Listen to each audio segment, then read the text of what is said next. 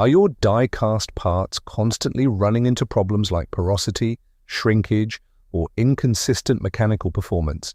If so, semi-solid die casting may be the solution worth looking at.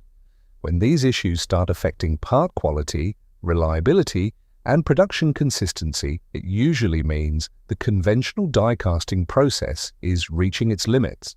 So if you're an engineer working on high-performance aluminium components for industries like medical devices, marine electronics, or commercial vehicles, here are 5 things you should know about semi-solid die casting.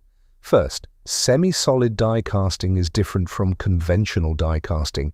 Instead of injecting fully molten metal, it uses metal in a semi-solid state. This creates a more stable flow and reduces turbulence during filling. Second, it helps reduce common casting defects. Because the metal flows more smoothly, issues like porosity and shrinkage can be significantly reduced. That means better internal quality and more reliable components.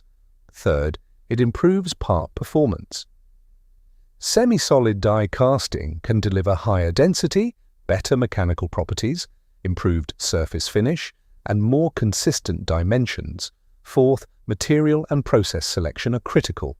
Engineers need to understand which alloys are suitable and also know the difference between reo casting and thixo casting, because each process affects cost, control, and final part quality.